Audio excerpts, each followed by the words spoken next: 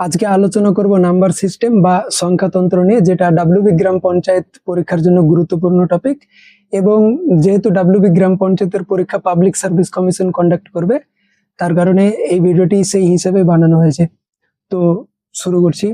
তো আজ পর্যন্ত আমরা যতগুলো সংখ্যা জানি সবগুলো সংখ্যাই হলো বাস্তব সংখ্যা বা রিয়েল নাম্বার। যতগুলো সংখ্যা জানি, এবার বাস্তব সংখ্যাকে দুই ভাগে ভাগ করা হয়, মূলদ সংখ্যা এবং অমূলদ সংখ্যা। যেসব সংখ্যাকে পি বাই কিউ আকারে প্রকাশ করা যায় না তারা হলো অমূলদ সংখ্যা, এটা যাবে না। আর যেসব সংখ্যাকে পি বাই কিউ আকারে প্রকাশ করা যাবে সেটা হলো মূলদ সংখ্যা। মূলদ সংখ্যাকে আবার দুই ভাগে ভাগ করা হয়, ভগ্নাংশ এবং পূর্ণ সংখ্যা। সব পূর্ণ সংখ্যাই হলো মূলদ সংখ্যা এবং সব ভগ্নাংশই হলো মূলদ। যেমন যদি আমি বলি 5/7, তাহলে এটা কি? এটা হলো ভগ্নাংশ। ভগ্নাংশ হওয়ার কারণে এটা মূলদ। মূলদ হওয়ার কারণে এখানে পি এর মান হয়ে যাবে কত? 5, আর 7 এর মান 7 হয়ে যাবে কিউ এর মান। তো এবার ভগ্নাংশ আবার তিন ধরনের আছে, প্রকৃত, অপ্রকৃত এবং মিশ্র। যদি নিচেরটা ছোট হয়, নিচেরটা যদি বড় হয় আর উপরেরটা যদি ছোট হয়, তাহলে এটা হলো প্রকৃত ভগ্নাংশ। এটা প্রকৃত ভগ্নাংশ। যদি উপরেরটা বড় নিচেরটা ছোট হয় তাহলে সেটা হলো অপ্রকৃত ভগ্নাংশ। এবং যদি ভগ্নাংশের সঙ্গে একটা সংখ্যাও থাকে, যেমন মনে করো 2.5/7, তাহলে এটা হয়ে গেল মিশ্র ভগ্নাংশ। এই তিনটা ভাগ হলো ভগ্নাংশের ভাগ: মিশ্র, অপ্রকৃত আর প্রকৃত। এবার পূর্ণ সংখ্যাকে আবার দুই ভাগে ভাগ করা হয়, ধনাত্মক, এখানে দন্ত ন হবে, ধনাত্মক এবং ঋণাত্মক, পজিটিভ নেগেটিভ। তো ধনাত্মককে আবার দুই ভাগে ভাগ করা হয়, অখণ্ড সংখ্যা এবং স্বাভাবিক সংখ্যা। স্বাভাবিক সংখ্যা 1, 2, 3 এরকম করে অসীম পর্যন্ত চলে যাবে, আর এটাকে ইংরেজিতে ন্যাচারাল নাম্বারও বলা হয়, এটা মনে রাখার জিনিস। আর যখন স্বাভাবিক সংখ্যার সঙ্গে যখন 0 যুক্ত হয়ে যাবে তখন সেটাকে বলা হবে অখণ্ড সংখ্যা। এখানে একটা জিনিস জানার আছে, এই যে 0 আছে এটা ধনাত্মক আর ঋণাত্মক কোনোটাই নয়। যেহেতু নির্দিষ্টভাবে কোনোটাই নয়, তার কারণে 0কে ধনাত্মকও ধরা যায় আর ঋণাত্মকও ধরা যায়। অথবা কোনো কোনো বইয়ে লেখা থাকে যে এটা না ধনাত্মক না ঋণাত্মক, এরকমও থাকে। আচ্ছা, তো যাই হোক, ধনাত্মক হলো। আচ্ছা, ঋণাত্মক পূর্ণ সংখ্যা মানে কি? এটা শুরু হবে -1, -2 এরকম ভাবে। তো এটা আসলে শুরু হয় -ইনফিনিটি থেকে। ইনফিনিটির সাইন কেমন? এই যে এখানে আছে ইনফিনিটির সাইন। -ইনফিনিটি থেকে যেতে যেতে যেতে যেতে -1, তারপরে 0, বাস, আর যাবে না ওদিকে। তো সব থেকে যদি বলা হয় যে ছোট ঋণাত্মক সংখ্যা কি, তাহলে সেটা হলো -ইনফিনিটি। সব থেকে বড় ঋণাত্মক সংখ্যা কি? -1, যেহেতু 0কে নেগেটিভ পজিটিভ কোনোটাই ধরা হয় না। যদি বলা হয় যে সব থেকে বড় ধনাত্মক সংখ্যা কি, তাহলে এর উত্তর হবে ইনফিনিটি। সব থেকে ছোট ঋণাত্মক সংখ্যা -ইনফিনিটি, সব থেকে বড় ধনাত্মক সংখ্যা +ইনফিনিটি। তো এবার এখান থেকে শুধু একটা পড়তে হবে যে এই যে 0টা আছে, 0টা হলো অখণ্ড সংখ্যা। এবার অখণ্ড সংখ্যা সেটের মধ্যে পড়ে। এবার একটা জিনিস জানার আছে, এই যে 22/7 এটা ভগ্নাংশ হওয়ার কারণে এটা হলো মূলদ সংখ্যা। কিন্তু যদি পাই লেখা হয় তাহলে পাই এটা ভগ্নাংশ নয় এবং পূর্ণ সংখ্যাও নয়, তাহলে এটা হয়ে গেল অমূলদ সংখ্যা। এটা হয়ে গেল অমূলদ সংখ্যা।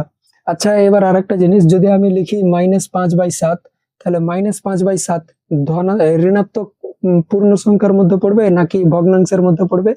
তো এর উত্তর হলো এটা হলো ভগ্নাংশ সংখ্যার মধ্যে পড়বে, এটা পূর্ণ সংখ্যার মধ্যে পড়বে না। কারণ পূর্ণ সংখ্যার মানে হলো 1, 2, 3, 4 এগুলো পূর্ণ থাকবে। এখানে পূর্ণ সংখ্যার মধ্যে দশমিক, পূর্ণ সংখ্যা ভগ্নাংশের আকারে থাকবে না।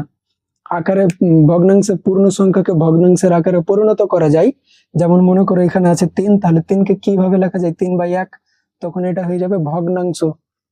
আর 3 থাকুক, অর্থাৎ স্বাভাবিক ধনাত্মক পূর্ণ সংখ্যায় থাকুক অথবা ভগ্নাংশই থাকুক, দুই ক্ষেত্রেই সেটা হবে মূলদ সংখ্যা। ওই জন্য কোনো কোনো বইয়ে দেখবে যে 3কে 3/1 করে এর পি এর মান 3 আর কিউ এর মান 1 হয়ে গেছে, ওই জন্য তখন এটা হয়ে গেছে মূলদ সংখ্যা। তো এটাও হয়, সবই ঠিক।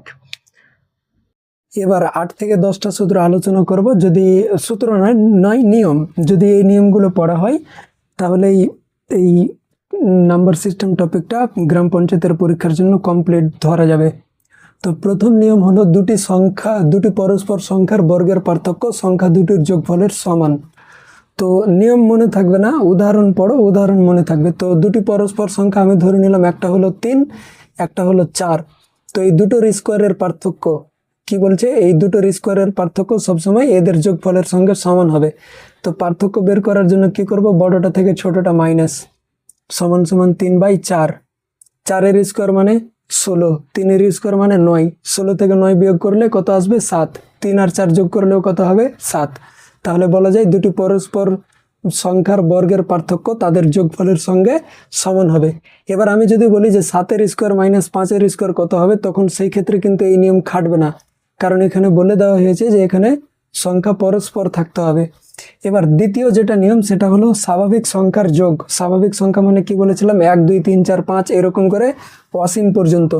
স্বাভাবিক সংখ্যার যোগ একবারে বের করার সূত্র হলো n × n+1/2। তো এটা আমি উদাহরণে দেখাচ্ছি। মনে করো কোনো একটা প্রশ্নতে বলে দেওয়া হয়েছে, এটা কোশ্চেন, যে 1 + 2 + 3 + 4 প্লাস এরকম করে মনে করো বলে দেওয়া হলো যে 10। তো এদের যোগফল কত? তো যোগফল বের করার সূত্র কি, n × n+1/2, যেখানে n মানে কি, n মানে হলো ম্যাক্সিমাম নাম্বার। কত আছে এখানে ম্যাক্সিমাম 10, তাহলে 10 হলো ইন্টু আবার 10 + 1 মানে কত 11, মাঝখানে কিছু নাই মানে গুণ আছে, 10 × 11 নিচে কত 2। এবার 11 10 কত, আগে কাটাকাটি করে নিই, 2 5 10, 11 5 55। তাহলে 1 থেকে 10 যদি যোগ করা হয় তাহলে কত পাওয়া যাবে 55। এবার এখানে কি থেকে শুরু করেছি, 1 থেকে। আচ্ছা যাই হোক, এখানে কি আছে, 1 আছে, কিন্তু 1-এর স্কোয়ার নাই। যদি স্কোয়ার থাকতো তখন কি করতাম, এই যে এই নিয়ম, এটা নিয়ম, এটা স্কোয়ারের জন্য আর এটা হলো কিউবের জন্য। তো যেটা সাধারণ আছে আর যেটা কিউব আছে, এই দুটোর মধ্যে পার্থক্য হলো যে এখানে যে n × n+1/2 আসবে সেটাকে স্কোয়ার করে দিতে হবে। অর্থাৎ যদি এখানে বলতো 1³ + 2³ + 3³ + 4³ এরকম করে 10³ বলতো, তাহলে এখানে আমাকে কিউব নয়, এখানে করে দিতে হতো স্কোয়ার। ঠিক আছে, তো এই নিয়মটা তোমরা নিজেরা এখানে এই 1 থেকে 10 পর্যন্ত করে দেখতে পারো। এবার 3 নম্বর যে নিয়ম সেটা হলো বিজোড় সংখ্যা যদি থাকে। এখানে কোন সংখ্যা ছিল, স্বাভাবিক 1 2 3 4 5 6 জোড় বিজোড় সবই ছিল। এবার শুধু যদি বিজোড় সংখ্যা থাকে তাহলে বিজোড় সংখ্যার যেটা বিজোড় সংখ্যার যোগফল বের করার যেটা সূত্র সেটা হলো এটা। এবার এখানে n এর মান বের করে দেওয়ার পরে সেই n এ স্কোয়ার দিতে হবে। যেমন উদাহরণ হিসেবে আমি ধরে নিচ্ছি বিজোড় সংখ্যা 1 3 5 7 এরকম ভাবে যেতে যেতে যেতে যেতে কত ধরবো, 49। 49 বিজোড় সংখ্যা। বিজোড় সংখ্যা মানে কি, যেগুলো 2 দিয়ে ভাগ যাবে না। তো এবার যদি বলা হয় যে এদের যোগফল কত, তখন কি করব, তো সূত্র কি বলছে, tn+1। tn মানে হলো সব থেকে যেটা ম্যাক্সিমাম নাম্বার আছে, সব থেকে ম্যাক্সিমাম কত আছে 49। 49-এর সঙ্গে 1 যোগ করব, তাহলে কত হবে 50। 2 দিয়ে ভাগ করব, কত হবে 25। এটাকে কি করতে হবে স্কোয়ার, এটাকে যদি স্কোয়ার করি তাহলে কত হবে 625। অর্থাৎ 1 3 5 7 এরকমভাবে বিজোড় সংখ্যা যেতে যেতে যেতে যেতে 49 পর্যন্ত যদি যাই তাহলে যোগফল হবে 625। এবার যদি শুরু 1 থেকে না করা হয়, যদি শুরু অন্য কোনো সংখ্যা দিয়ে করা হয় তখন কি নিয়ম, যেমন উদাহরণ হিসেবে আমি নিয়ে নিচ্ছি আর একটা প্রশ্ন। মনে করো দেওয়া আছে 49 ধরা হয়েছে, 51 ধরে নিলাম, 51 তারপর 53 তারপর 55 এরকমভাবে যেতে যেতে যেতে যেতে যেতে যেতে বলছে যে 99। তো এদের যোগফল কত, তখন কি করতে হবে, লাস্ট ডিজিট আর ফার্স্ট ডিজিট অর্থাৎ শেষের এবং প্রথমের সংখ্যা যোগ করতে হবে। যোগ করলে কত হবে, শেষের সংখ্যা হলো 99, প্রথমের সংখ্যা হলো 51। যদি যোগ করা হয় তাহলে এখানকার 1 এখানে গিয়ে 100 আর এখানে 50 থাকলো, দিয়ে হলো 150 গুণ। এবার কি করব, লাস্ট ডিজিট থেকে প্রিভিয়াস ফার্স্ট ডিজিট বাদ দেবো, লাস্ট ডিজিট 99 থেকে বাদ দেবো, 99 থেকে বাদ দেবো, কি বাদ দেবো, এই যে প্রথমে যে সংখ্যাটা আছে তার আগে যে বিজোড় সংখ্যাটা ছিল, 51-র আগে কত বিজোড় সংখ্যা ছিল 49, তাহলে 99 থেকে বিয়োগ করব 49। যদি এই বিয়োগটা করি তাহলে 9 থেকে 9 বাদ তো 0 আর 9 থেকে 5 বাদ 9 থেকে 4 বাদ 5। অর্থাৎ লাস্ট ডিজিট থেকে প্রিভিয়াস ফার্স্ট ডিজিট অর্থাৎ প্রথম সংখ্যার আগের সংখ্যাকে যদি বাদ দিই, প্রিভিয়াস অফ ফার্স্ট ডিজিট যদি বাদ দিই তাহলে কত পাচ্ছি 50। এটাকে কত দিয়ে ভাগ করতে হবে, 4, তাহলে 4 দিয়ে ভাগ করছি।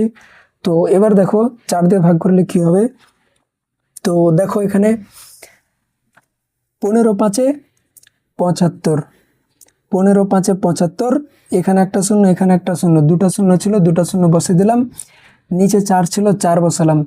এবার করব ভাগ, তো ভাগ করব না, কাটাকাটি করে দেবো। 4 1 4, কত থাকলো এখানে 3 আর এখানে 5, 35। 8 4 32, কত থাকলো 3, 3 থাকলো এখানে 3 আর এখানে শূন্য, 30, 30 আর 30কে যদি করা যায় তাহলে 4 7 28, 2 থাকলো আর শেষে শূন্য মানে 20, 4 5 20, অর্থাৎ 51 53 55 99 পর্যন্ত এরকম করে যদি যোগ করা হয় তাহলে এর উত্তর হবে 1875। এটাতে গেল বিজোড়। এবার যদি জোড়ের ক্ষেত্রে আসি, জোড়ে যদি বলা হয় যে 2 4 6 8 এরকম করে পরপর সংখ্যা দেওয়া থাকে, দিয়ে যদি বলা হয় যে এদের যোগফল নির্ণয় করো, তখন তার বের করার নিয়ম হলো এটা। তো মনে করো কোনো একটা অঙ্ক তো আমাকে বলে দিয়েছে যে 2 plus 4 plus 6 plus 8 plus 10 plus 12, এই সংখ্যাগুলোর আরও অনেক দূর সংখ্যা দেওয়া থাকতে পারে। মনে করো আমি এখানে ধরে নিলাম 100 পর্যন্ত দেওয়া আছে এরকমভাবে, ঠিক আছে। দিয়ে বলছে যে এই জোড় সংখ্যাগুলোর যোগফল কত। তো নিয়ম হলো প্রথমে ভাগ করতে হবে ম্যাক্সিমাম নাম্বারটাকে 2 দিয়ে। ম্যাক্সিমাম নাম্বার কত আছে 100, এখানে যেটা টিএন আছে সেটা হলো ম্যাক্সিমাম নাম্বার।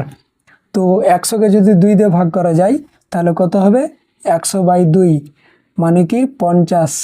এবার এই 50কে কি করতে হবে 50 × 50 + 1 মানে 51, 50 × 51 এরকম করতে হবে।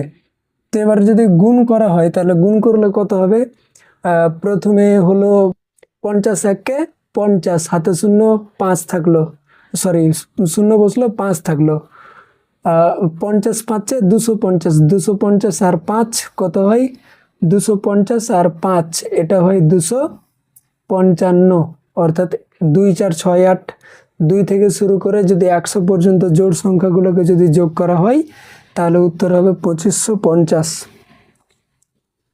এবার ভাগশেষের ক্ষেত্রে আসি। অনেকগুলো অঙ্ক থাকে ভাগশেষ দিয়ে, যে হ্যাঁ এটা দিয়ে এটার যোগফলকে এটা দিয়ে ভাগ করলে ভাগশেষ কত হবে।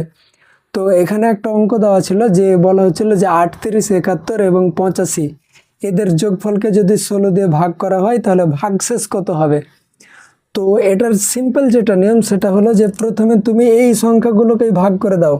16কে তুমি যদি এটা দিয়ে ভাগ করো তাহলে কত ভাগশেষ থাকবে, দেখো 16 দিয়ে 32, 32 যদি হয় তাহলে ভাগশেষ কত থাকছে 6। এবার এখানে 6, 16 2 32 আর এখানে হলো 6। এবার এখানে আছে 16 আর এখানে আছে 71। এবার যদি নামটা না জানো, নামটা না জানলে এখানে সমস্যা হবে প্রচুর। তো দেখো যদি এখানে যদি আমি 16কে 4 বার পড়ি, 16কে 4 বার পড়লে কত হয়, এখানে যদি 16কে আমি 16 5 যদি 80 করি তাহলে 80 করলে হবে এখানে 5, এখানে কত থাকবে সেটা বের করবে, ঠিক আছে। বের করে সেটাকে কি দিয়ে, এই 6 অজানা সংখ্যা আর 5 এই তিনটাকে যোগ করে 16 দিয়ে ভাগ করবে। 16 দিয়ে ভাগ করার পর যেটা ভাগশেষ থাকবে সেটাই হবে উত্তর। এবার এই জিনিসটা কি এই ক্ষেত্রে খাটবে, হ্যাঁ খাটবে। এখানে এটাকে কি লেখা যায় 7 × 7 × 7 × 7, 7⁴ আছে, ভাগ করছে কত দিয়ে 4 দিয়ে, তাহলে কি করব সবগুলোকে আলাদা আলাদা ভাগে ভাগ করব। তো এটার কত হবে, এটার হবে 4 × 4 কত পাচ্ছে 3, ইন্টু এখানেও কত পাচ্ছে 3, এখানেও 3, এখানেও 3, নিচে 4 ছিল 4 থাকলো। এবার যদি এটার করা হয় 3 × 9, 9 × 3 = 27, 27 × 3 = 81, 81 আর নিচে হলো 4। এবার এদের ভাগশেষ কত হবে, এখানে যদি ভাগ করা হয় তাহলে দেখো 4 20 4 তো 80, তাহলে ভাগশেষ কত থাকছে 1। তাহলে এই যে 7⁴ এটাকে যদি 4 দিয়ে ভাগ করা হয় তাহলে ভাগশেষ থাকবে 1। এবার এখানে আরও ফর্মুলা আছে।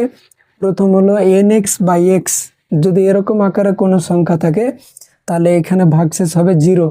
এন এক্স মানে কি? আচ্ছা মনে করো উপরে দেওয়া আছে 36 আর নিচে দেওয়া আছে 6, তাহলে 36কে কি লেখা যায়? 6 × 6, না 42 নিচ্ছি যাতে দুটো সংখ্যা একই না আসে, 42/6। তাহলে 42কে কি লেখা যাবে? 7 × 6/6। তাহলে এখানে এন এর মান কত? 7, এক্স এর মান কত? 6। তাহলে এখানে কোনো ভাগশেষ আসবে না, এটি কেটে যাবে, এর ভাগফল হয়ে যাবে 7, অর্থাৎ কোনো ভাগশেষ থাকবে না। এটা কি? এটা হলো নিচের সংখ্যার গুণিতক। যদি নিচের সংখ্যার গুণিতকের সংখ্যা থাকে তাহলে সেখানে কোনো ভাগশেষ থাকে না।